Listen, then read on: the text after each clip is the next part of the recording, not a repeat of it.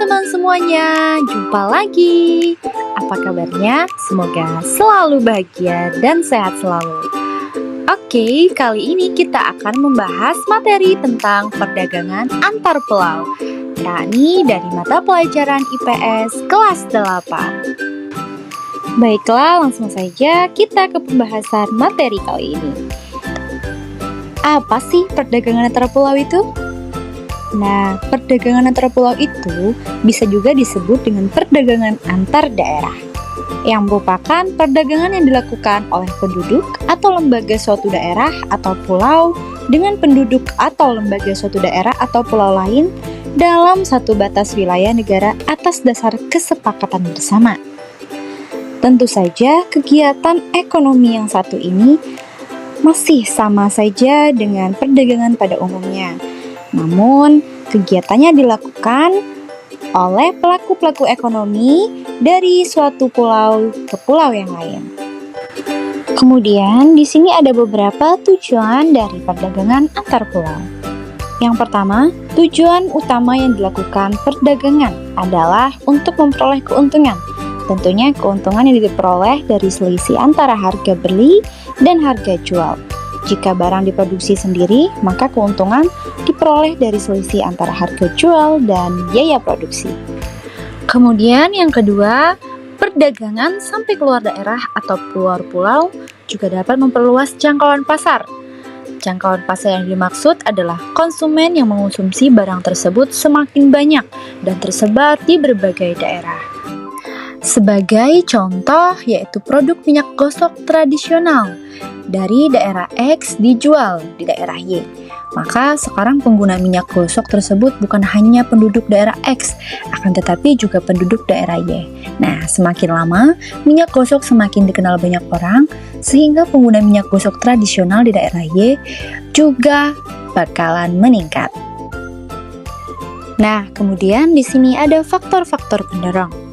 Yang pertama ada perbedaan faktor produksi yang dimiliki. Perbedaan faktor produksi antara daerah satu dan yang lain mendorong perdagangan antar pulau. Contohnya, Kalimantan sebagai daerah penghasil akan mendorong perdagangan dengan wilayah Jakarta yang tentunya minim hasil kayu untuk bahan baku industri mebel. Nah, yang kedua ada perbedaan tingkat harga antar daerah. Nah, perbedaan tingkat harga antar daerah juga mendorong terciptanya perdagangan antar daerah.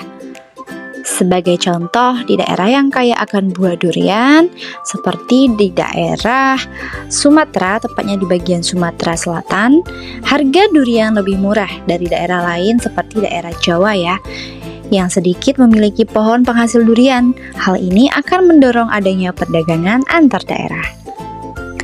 Kemudian yang selanjutnya, kita akan membahas beberapa manfaat dari perdagangan antar daerah.